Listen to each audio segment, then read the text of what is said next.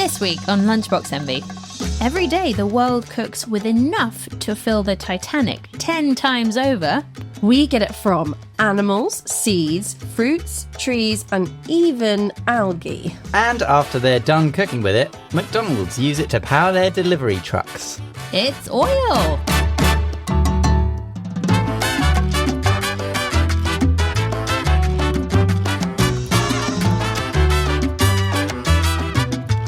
Hello and welcome to Lunchbox Envy. I'm Manu and I'm here with my fellow QI elf Jack. Hello Jack. Hello, feeling very slick today. And we are also here with chef and food writer Rosie. Good afternoon. When we say the word oil, I assume we're not meaning the crude kind. No, our listenership in America is about to go up, isn't it? Yeah. Did someone say oil? Gordon Ramsay has just brought out his own olive oil, which he has called crude oil. Oh. But with a K, like the Kardashians. Oh, very cool. Yeah. With a K. Very cool. So oil is a fat that's liquid at room temperature. That's certainly in a culinary term, that's what I would say. Yeah. So we're talking cooking oil. Yes. There's these things called lipids, and when they're liquid, we call them oils. When they're solid, we call them fats. I think the interesting thing about oil, it is rarely, if ever, a kind of prominent ingredient in something. It is more of a facilitator most of the time, isn't it? True. So it's what you cook in, it's a fat, or it's a fat in a dressing or in a marinade, or you're not going to take a bowl of oil and drink it, are you, or eat it? Some people might. Yeah, You can moisturize with it, but that's another story. Don't yuck my yum. Don't yuck my yum. There are obviously really delicate, really delicious flavored oils, very prized oils like very, very good extra virgin olive oil, which you talk a lot about in the olive episode.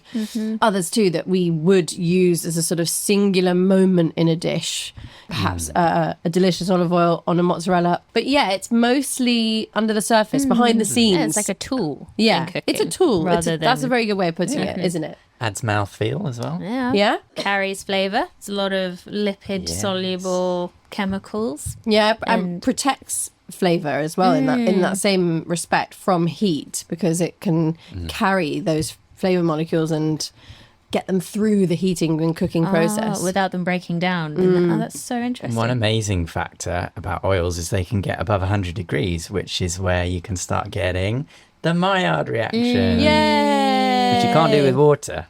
No, you cannot. You simply cannot. And just to remind everyone, with smoking points, basically the temperature where oil will burn and smoke. Typically, you want your oil's smoking point to be much higher than the temperature you're actually cooking at, because you don't want your oil to be burning while you're cooking something else in it. And that is usually very achievable, especially with the more neutral, very refined oils, because they have incredibly high smoking points. For example, 210 degrees. 220, 240, 250. So what are the common oils we see in the kitchen? What do you have by your stove? Or vegetable oil. Oh, yeah. Sunflower oil, olive oil. Yeah, As we all coconut know. oil and avocado oil, very popular, particularly in, plant-based communities. Avocado oil's very popular at the moment, actually, and I haven't really tried cooking with it yet, I'm ashamed to say, but I think I'm going to, because I do hear good things, It's got a scarily high smoke point as well. which is crazy. And professional kitchens? What would you... I'm the only one who's not worked in a professional kitchen. You would typically use mostly, if you didn't want anything to have any perfume and you are using something that should in theory have a higher smoking point because you might deep fry with it, you'd use a vegetable or a sunflower oil, something that's very refined and very neutral in flavor.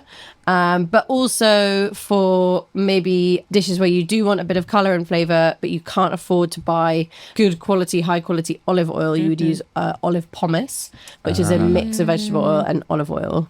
I was looking at the role of fat in nature.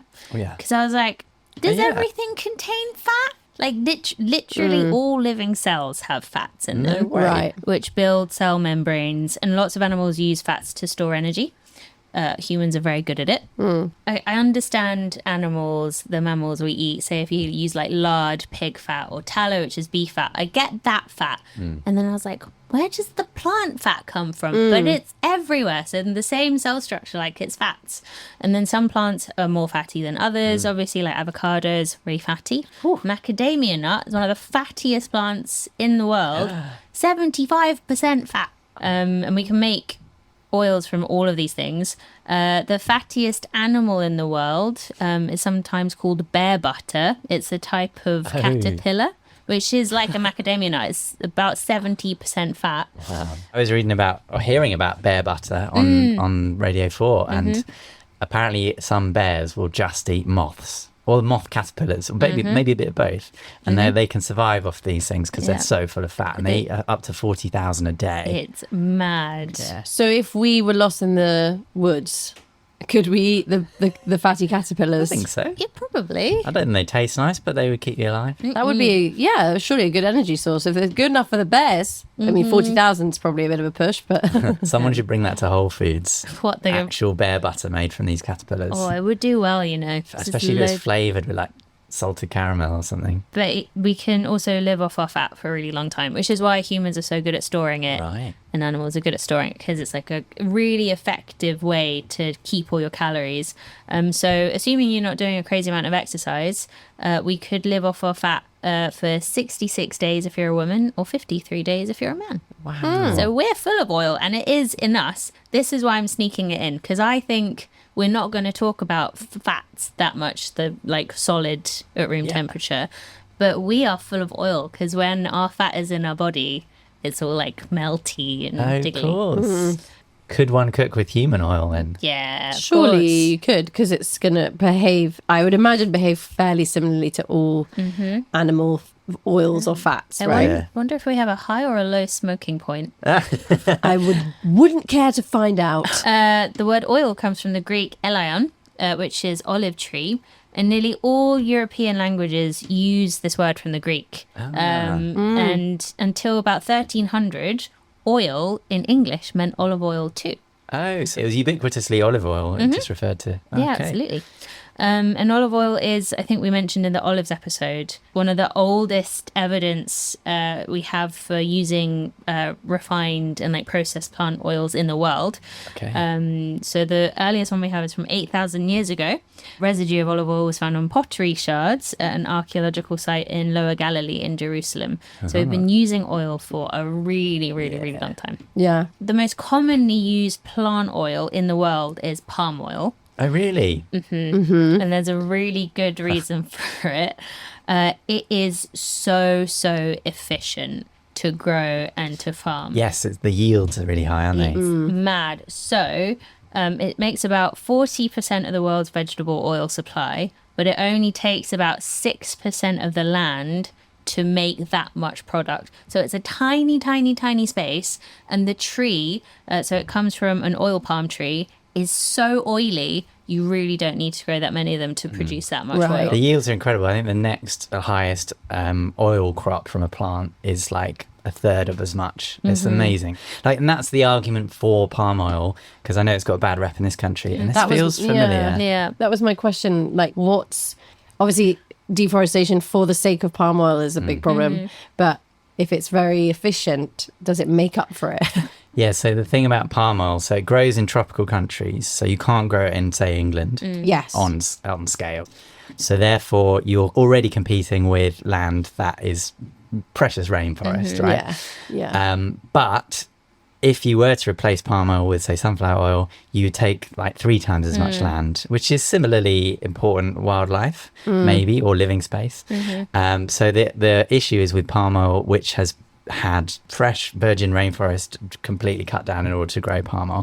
But actually, a lot of the palm oil growing countries are growing it, and this is where you get your sustainable verification, on land which was otherwise used for like paper mills. Like, there hasn't been rainforest on it for many years, which is a sad thing. You know, we should try to bring the rainforest back. But if you can grow it on land that wasn't used for rainforest, then it's really not that bad. Yeah. Because a lot of like African food is the hinge oil there is red palm oil. Yeah. Another really popular one is sunflower oil. Yes. So I was looking into how sunflower oil was made, and it's like the process is so similar for all of these different oils. It's basically just squash something really, really hard. Yes. You harvest the seeds after they're dry, and then you clean them, and then you just squish them. Yeah. You squish them and you squish them. Press. Squish. And then you process that oil, so you can add different chemicals to it. You can do something called degumming, which takes out the kind of like gummy, sticky impurities. You can do something called winterization. Winterization. Which is, if you say keep your olive oil in a cold place, Oh, Yeah. and all of those like waxy Solidifies. little globules form. So Yeah. they basically do that process to the oil before they send it out. So And then they they- cool it, they collect all of the solids, and then what's left is an oil that is basically like shelf stable, not really going to change. So you Yeah. can buy it in like Nice. Antarctica and it would be Yeah. liquid still. It reminds me of like when you make a stock, one of the ways that you can clean it of fat is by just chilling it down, and the fat rises to the top and goes solid, and the stock will be you jelly scrape underneath, it and you off. just take the fat off that way. Genius. Yeah, that is exactly right. Do you know what's in vegetable oil? Oh, Actually, yeah. don't. I read into this. Do I 'cause want to know? I didn't know either. And apparently in America, it's nearly always soybean oil. Okay. In the UK, it's nearly always oilseed rape. Yeah. Rape, incidentally, comes from the Latin word rapa, which covers the turnip family. So it's Yeah. basically a type of turnip that creates oil. With the yellow flowers. Yes, and it's the unfortunate homonym is why canola oil exists. There's no such thing as a canola plant. Oh, It's a portmanteau of Canadian oil low acid, so it's developed by humans. So canola oil Yeah. is rapeseed oil. Yeah, which has been processed slightly. Right. Because rapeseed oil's had a real renaissance recently, yeah. particularly in like restaurants and stuff, of being this super oil that has a very high smoking point Yeah. and much better for you, I think, is what people Yeah, say. potentially. I mean, especially because, like we say, most vegetable oil in the UK comes from oilseed rape, but it's really heavily processed. So when you start reversing it and discovering basically extra virgin rapeseed oil, it's got all these sort of taste connotations and qualities that we were missing out on, and it's a lovely deep golden color. Yeah, that's why I don't like it, because I don't like the colour and the Really? flavour, to be fair. Yeah, it is an interesting It's quite flavour. a strong flavour. I remember I worked on a cookbook once of a Michelin star restaurant, and they used a lot of virgin rapeseed oil, and it meant that some things were just so strongly perfumed of this oil that I was just like, I don't want that. I don't like that flavour. Like, Really. what does it taste like? Is it spicy or? no, it's It's a quite bit more floral. vegetably, to be honest. Yeah. You know, when you have like onion cuttings and you sort of stick them in a stock pot. I think that's being quite generous. Oh, Yeah. okay. Well, I was going to say food waste bin, but then that would like. It tastes like food waste bin. Oh, okay, not selling it.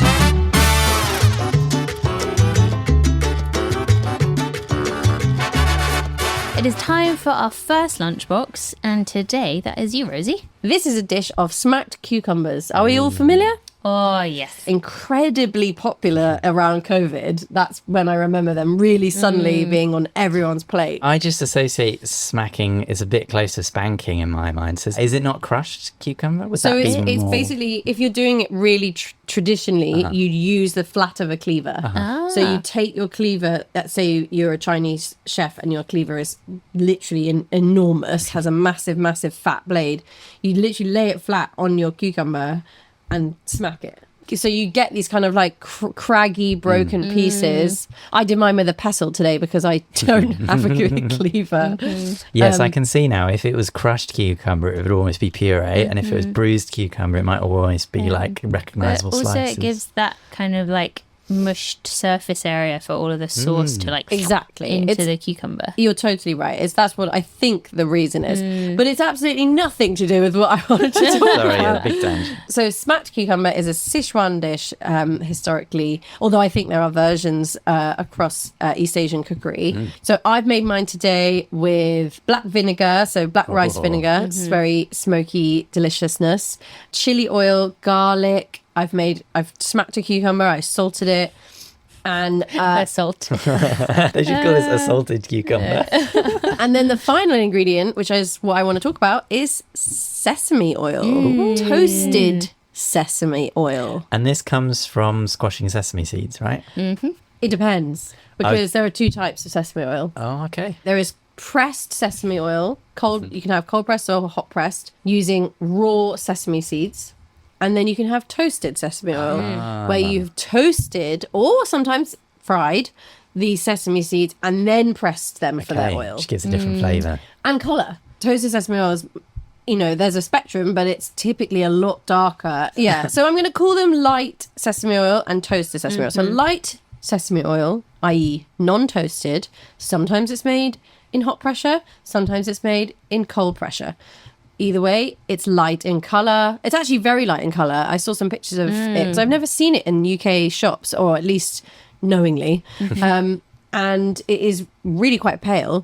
It behaves exactly the same way as canola oil almost. You can use it in all kinds of hot preparations. Has a nice high smoking point of around 210 degrees centigrade.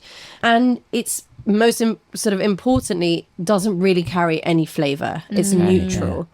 Toasted sesame oil, which is what I think we are all way more familiar with in this country, it's very dark, and it is also not as easy to cook with.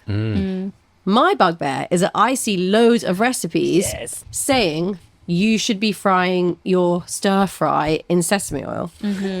And the thing is, it's a bit of a grey area, because sesame oil that has been toasted has a lower smoking point. It's around 177 degrees centigrade.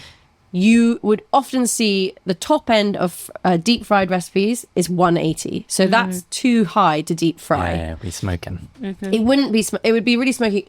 The other problem with it is that you actually lose a lot of that flavour profile if you really, really heat your toasted sesame oil. Like, you're going to actually burn the oil, burn out that flavour. It's going to become bitter. It's not going to be delicious. So people recommend deep frying in sesame oil. But it's more like stir frying, wok recipes. You'll see people be like, oh, add your sesame oil and then fry off your bacon. And I'm like, that's too hot. That's too hot for that oil. Yes, it does. There are certain things. I read a Reddit where a Korean man had written, like, you've never lived if you haven't tried spam fried in sesame oil. And I was like, do you know what? That does sound good. I would like to try that. But it's like, in this country, we only see sesame oil in very small quantities, for example, like 250ml bottles tops. They're usually the same price as a full litre of olive oil. And it's really strongly flavoured. For me, that's the big thing. I don't want my neutral start to my dish, my hinge, which I like to call it, to be something that is really strong flavour. It's kind of about recipe ownership, isn't it? Like, who should be writing these recipes, and why should we listen to their voices? Quite often we are so used to just ignoring the people who should be talking about things. And I think people use culturally significant ingredients incorrectly, basically. Like breaking your pasta in half. I think a really good example is things like curries, because for certain types of food, which I know I'm not well versed in, I know I don't have like a base knowledge of like the great sort of techniques around that, I will always look to chefs of that heritage to cook from their recipes. So curries is a big example. If I'm making any kind of curry, Thai, Indonesian, Sri Lankan, Indian, whatever, I will not refer to a person who is not from that country. When I learnt to cook from my Burmese auntie, because I'd only really cooked with like English women, and she started her dish and she started pouring the oil and then just looked at me, and I was like, what is happening? And it got thicker and thicker and thicker. Yeah. And she's one of the best chefs I know. She's incredible. You love her food because it's so full of oil. Oh, I think we as a country are afraid of fat too much, and we shouldn't be. It reminds me of that silly video, the woman on the cooking channel is like, just add a splash of vodka, and she just adds a quarter of a bottle. Should we have some cucumber, by the way? My God, yes. I'm just going to use my hand. I think it's expertly smacked. That is good. But sesame oil is great in something like smacked cucumber because it's got a really strong flavour profile, and there's a lot of strong flavours in there. So it fights, it competes. It's really like a perfume in there that makes a big difference to the dish, and it rounds it out with like a warm toastiness. Well, this is delicious, Rosie. Thank you for bringing it in. So good. You're very welcome. And hopefully now people will use sesame oil the right way. Or just feel really guilty when you're using it the wrong way. Know that I disapprove. The cucumbers are really good in this as well. Like, they're not too watery. I salted them. Nice. Smart. Salted them and then I washed off the water. So smart. Yeah. So are you a generous drizzler, Rosie? Jack, what do you think? When I'm cooking with oil, I'm very generous. If the bottom of the pan, if it's not comfortably sitting across the pan, nice and thick layer, then that's probably not enough oil. And if you're wondering, oh, my recipe isn't, working as well, the flavors aren't as good, like it's taking long to cook this onion, it's taking a long time, it's because you haven't used enough oil, babe.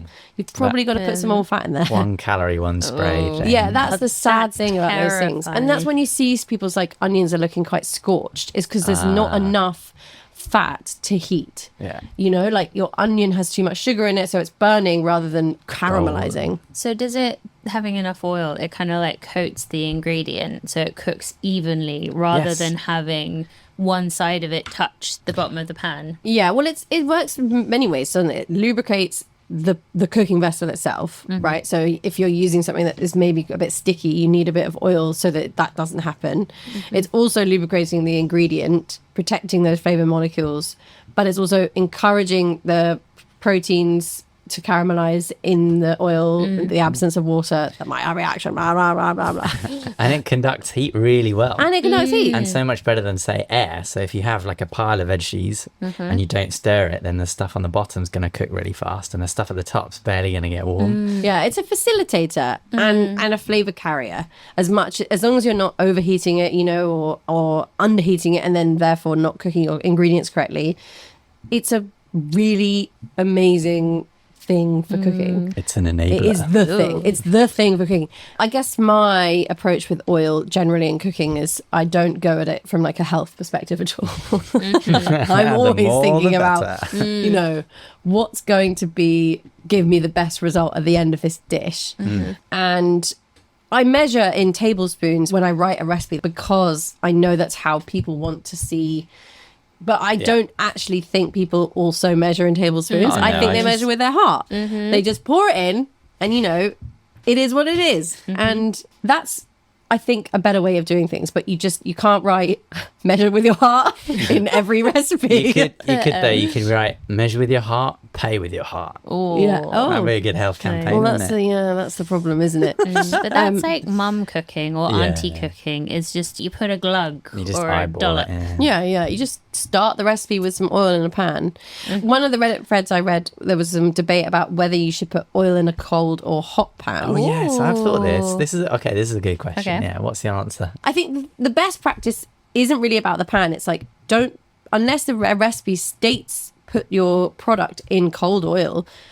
If you want to fry something, the oil needs to be hot before you put the onion in it, for example. So don't start a recipe by heating up 2 cold things, because you'll be steaming that vegetable rather than frying it. I think if you want like a benchmark, I chop all my ingredients next to my stove. My pan is next to me. I heat the pan, I turn it on, I pour my oil in, and I probably wait less than a minute, but close to a minute before I put anything else in there. Because then I know if it's on a relatively high heat, it is very hot or getting hot. If it smokes, I stop, I pour it away. It's interesting because like you often see for steak recipes, like you wait till the oil is smoking, but I don't think that's the right way of putting it. You should be waiting till the oil is shimmering, because that means it's very, very, very, very hot, but it's not smoking yet. It's When not. you say shimmering, like moving. It or- looks like it's moving almost. okay. Yeah. Cool. Like a heat haze. Yeah. Ah, nice. Well, one thing I do, which maybe is sacrilege, but if I've diced onions, for instance, I'll just flick a little bit in. Yeah, and when you you can No, see see it that's a and really hear good. it. That's a really good It's a thing good to do. test, The yeah. other good thing, especially if you're deep frying, I often do this if I can't find my kitchen thermometer, is you take a bamboo chopstick and you put it in the middle of your pan, and if it sizzles around the edge, that typically means it's close to 180. So that's a really helpful one if you don't have a thermometer, but you want to know that your oil is hot enough without putting your finger in it, which you definitely shouldn't do. I tested my forehead. Is that is that wrong? Do you guys know how to deal with an oil fire? Oh, and not water. I know that. loads Not water. of ice. Classic. I'm joking. Okay, It's right. Yeah, obviously well, not we water. should Do be not do clear. ice. Yeah, if it's a serious fire, get out of there and ring 999. Yeah, Yeah, right? the first thing to do is if it's really got bad, don't try and fix Don't it. For a small oil fire, let's say you've accidentally set fire to your oil, God bless, don't use that oil also, is bicarbonate of soda, and you pour it in, and basically the bicarb, when it gets heated so quickly, it releases carbon dioxide, which sucks out all of the oxygen in the fire, which is Got it. obviously keeping the fire going. Yeah. So maybe get to know where your bicarb is in your kitchen if you're cooking with oil a lot. I was going to say, finding bicarb as well is tricky. Like, Yeah, it's that's always true. at the back of the cream of tartar. That won't do. Icing sugar.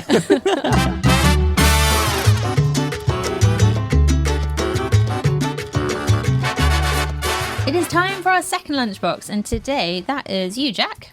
I've brought some oil made from algae. I've never had that before. I have been looking at this so hard for a week. It's a really cool bottle. Well, I was slightly inspired by your appearance on the hit podcast No Such Thing as a Fish, Manu.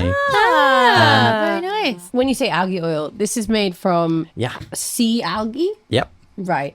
So it's basically, it Plant could algae, be... but you know what I mean, from the sea. So algae is not a plant. Okay, my bad. No, it's Not fine. plant. Not a plant. It's like a protoplant, isn't Yeah, it? some The mother of freaky all thing, plants. Some algae is a single cell, which therefore does not a plant make, in the same way that like a red blood cell from you is not a Rosie. No. Right. They're very simple versions of plants. They arrived on the evolutionary record way before complex plants that we know, like trees and avocados, existed. Seaweed is macroalgae, so it's basically large algae, and we already know a bit about eating seaweed because we've all had sushi and lava bread. I love and- seaweed. But yeah, so according to the Algae Cooking Club's website, which is pretty much the only source I could find on algae cooking oil, there's a lot on algae for biofuel. Because it's seen as quite a good solution to deforestation. Algae is really good at absorbing carbon dioxide and it grows much faster. So you can get a full crop of oil in a matter of days just by growing algae rather than like a whole field of oilseed rape would take a couple of months, right? And they're about 80% oil by weight, some strains of algae, right? Whoa. But you'd have to grow the algae in bodies of water. Yes, but I saw one source reckoned that only 0.3% of the ocean is needed to farm enough algae to replace all land-based edible biomass. So if we switch to just eating algae with its high fat, high protein content, we'd use 0.3% of the ocean surface. Anyway, this particular algae oil is 95% omega-9 oils. Ooh. We don't have time to go into it, but basically it's the higher than any other oil I can find. They're pretty good for you. It's the same amount of omega-3, the more famous version, as salmon. But I was also interested in smoke points. And so I found a table, which I noticed you've also found, Manu, Oh, yeah. of smoke points and various oils. The champion apparently is avocado oil. So that doesn't start smoking until 271 Celsius Hot. or 520 Fahrenheit. And then someone in the comments was like, have you heard of algae oil? And algae oil has a much higher smoke point, so it can go as high as 280 degrees Celsius. Extra virgin olive oil, for reference, is 190. Refined sunflower oil, 213. Butter is only 150. It's interesting though, because on the back of this bottle, it says that oil that's good for all: stir fry, saute, roast, smoothies, bake, sear, dressings, grill, dips, and more. Sorry. Doesn't mention deep frying, but it's clearly Ooh. made for deep frying. Yeah. Was smoothies in there? Yeah. Yeah. Who's putting that in their smoothies? The mouthfeel. But you can put oil in smoothies in a kind of like, oh, I want my omega-3 fatty acids Yeah, type. exactly, You know, exactly. instead of an avocado, you'd put some oil. Just eat. I'm going to try some if I may. Please. Hand. No? Are you getting buttery notes with a slight hazelnut bouquet? I think that's maybe a bit of a stretch, but it's not bad. So I wanted to talk a bit about the many oils that are on offer and find the definitive answer on what is the healthiest oil. So have you come across aldehydes? I thought We have Is this like indeed. the famous formaldehyde? Formaldehyde is a specific type of aldehyde, I believe. But there's a whole family of chemicals which are known to be bad for your heart. They cause heart disease and cancer. And they're created when oils come into contact with oxygen. So it will happen to your oils over time. It just happens much quicker when you fry things. So in 2015, the university professor at De Montfort University in Leicester, who was called Martin Grootveld, teamed up with Michael Mosley. The late, great Michael Mosley was a TV presenter, radio show host. And they asked residents of Leicester, they gave them all different cooking oils to fry things in. And then they let them fry their food for a week. They just said, do your normal stuff and we'll collect the waste oil. And they measured the aldehydes, and they were using sunflower oil, vegetable oil, corn oil, cold-pressed rapeseed oil, olive oil, butter and goose fat. But surprisingly, the healthy oils, so-called, which are low in saturated fat, actually created the most aldehydes. Basically, your oils will contain different levels of 3 different fatty acids. You've got saturated fats, they're shortened to fats, and then you've got unsaturated. And the unsaturated are split into monounsaturated and polyunsaturated. Okay, are you with us? Yes, that's far. And if you want to imagine the difference is the molecule is like a chain. Saturated fat is a straight chain, so they sit together like uncooked spaghetti in a packet. Okay, which is why most of them are solid at room temperature. Think of butter and lard. Yeah. And then you've got the monounsaturated fat, which chemically has a kink in it. So it'll have a single fat. kinky fat. Yeah, okay, we'll call them kinky fats from now on. Oils that are high in kinky... It's going to be my OnlyFans name.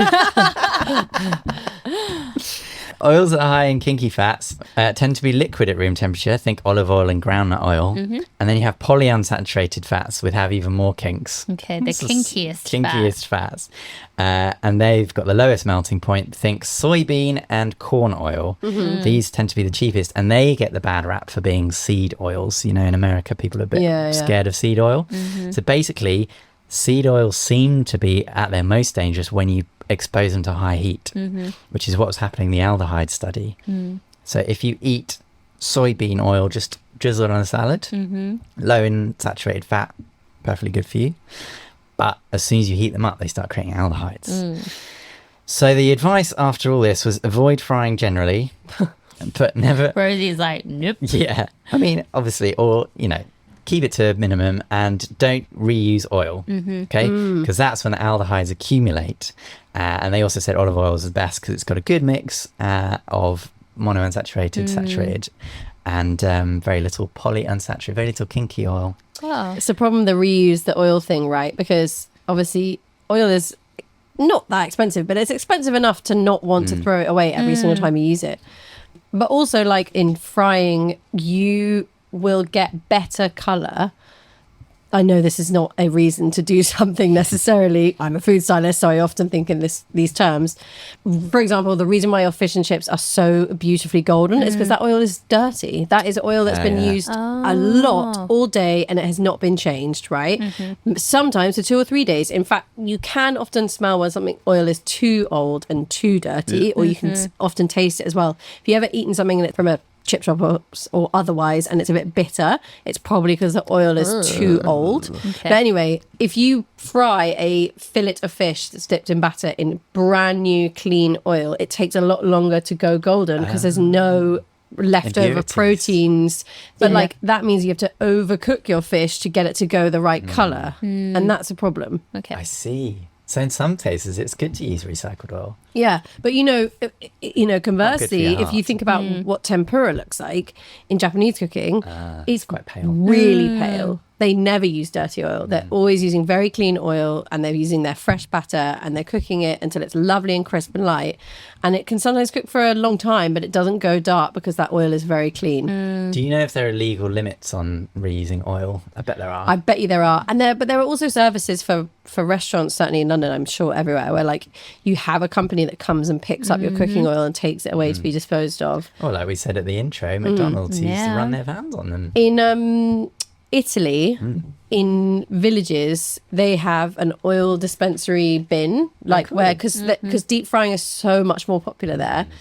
I know this because I've worked there. I don't know if there are other countries that do this. I imagine there are.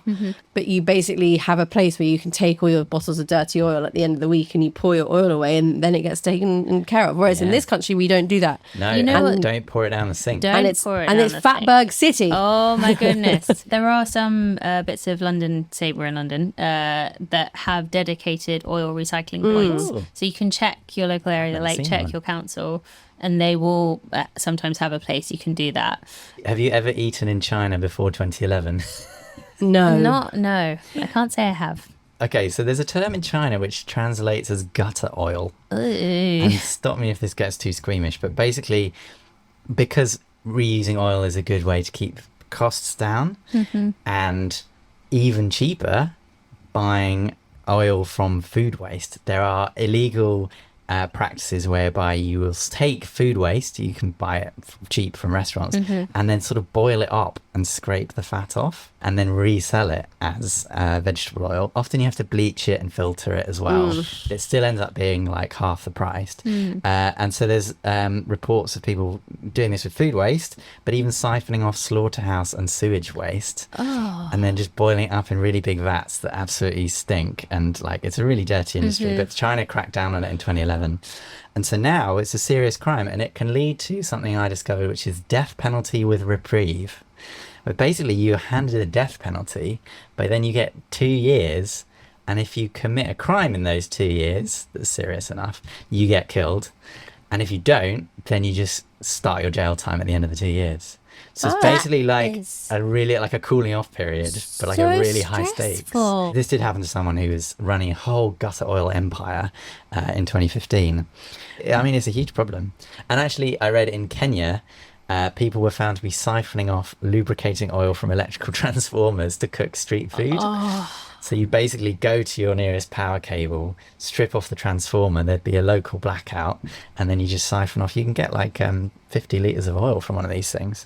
Oh my and God. then, yeah, cook your This- chips. This kebab tastes a little bit. Zingy. So yeah, oil adulteration can get a bit gnarly. That is gnarly.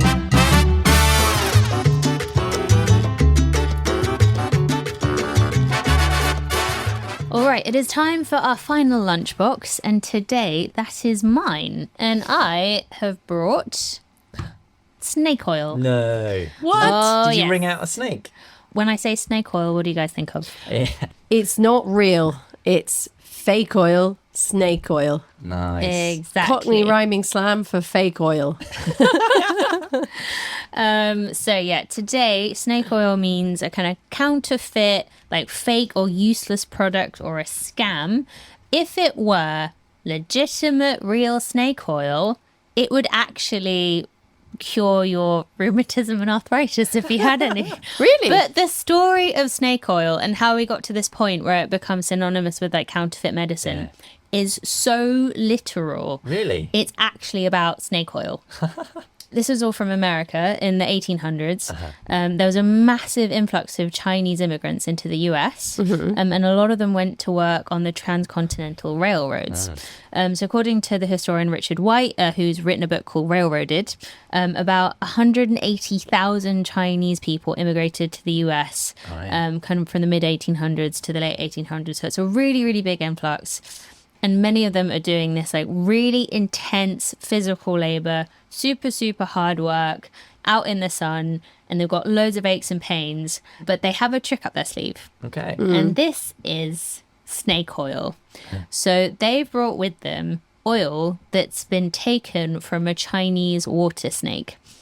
So basically what happens is you catch the snake, you butcher it, and then you boil it and the fat is rendered and removed. And then you bottle it and you rub it onto the bits of your body that are hurting.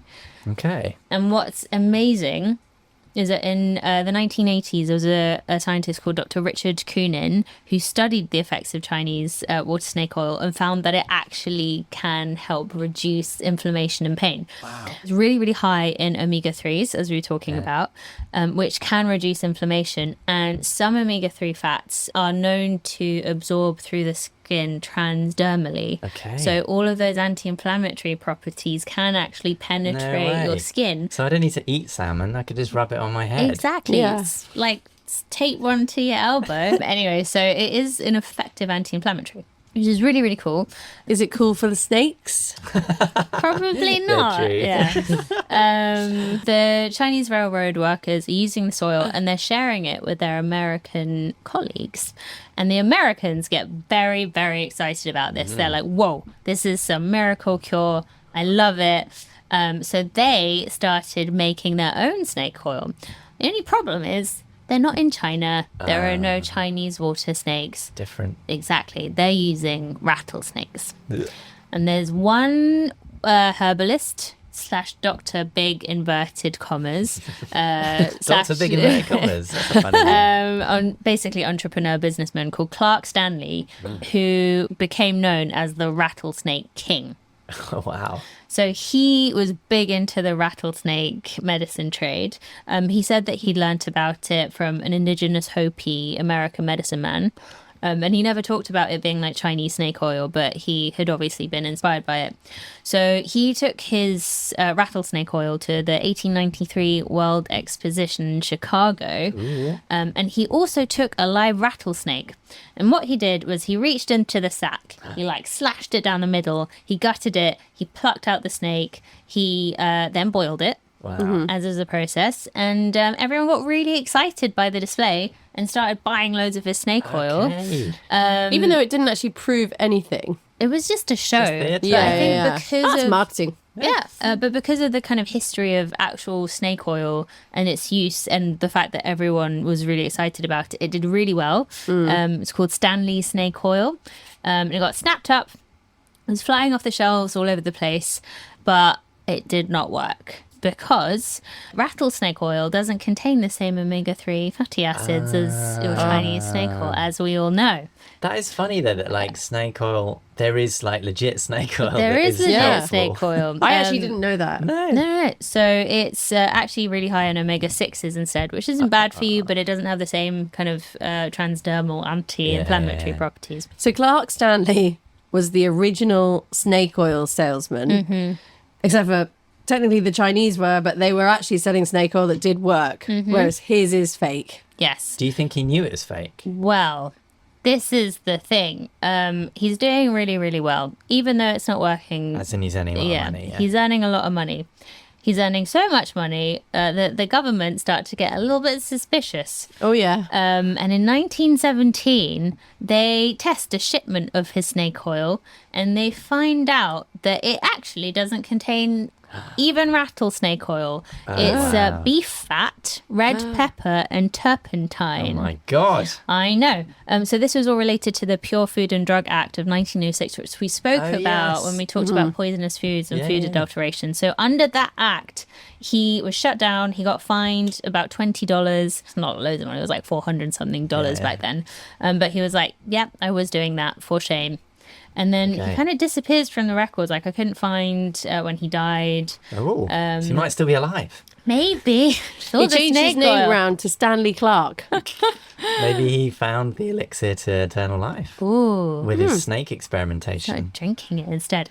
What is really interesting is that because of this like actual kind of anti-inflammatory property of Chinese water snake oil, they've started doing more tests on it more recently. And in Japan, in 2007, a group of Japanese researchers at the National Food Research Institute decided to give Chinese water snake oil to mice, as you do.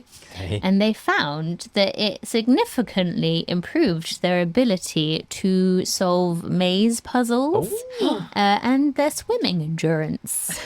Wow. These So it's quite specific powerful skills. stuff. I know. Well, you just wouldn't get peer reviewed, would you? If you were like, I've done this paper on snake oil. Oh, for You'd be sure. like, looked A aside, little bit yeah. suspicious. Have to call it something else. That is so crazy. Have you come across the trope of pouring hot oil from the battlements of a castle onto the intruding enemies? Yeah, no, I read that loads in like horrible histories and stuff. Yeah, exactly. Yeah. Well, apparently it didn't really happen. Oh. Which, when you think about it, makes sense because it's quite an expensive ingredient. Yeah. No, they'd use boiling water, obviously much cheaper, or hot sand, which actually is even worse because it like gets in the wrinkles of your Yeah. armour. It's not a nice thing to do to anyone by any stretch. Medieval military manuals do reference boiling oil a bit more explicitly, which might reflect the fact that olive oil was much more abundant by this time in parts of Northern Europe. Oh, would it smell particularly. amazing I on the know. battlefield? But they would also use whatever they had to hand, which includes animal fat and lard. And Well, they were sensibly saving Yeah. it for their cakes and pastries and roasted meats. yeah, it's a bit more middle class. So sorry, chap. I've just got to get my extra virgin out. Chuck it all over you. Don't use the extra virgin. Use the sunflower oil.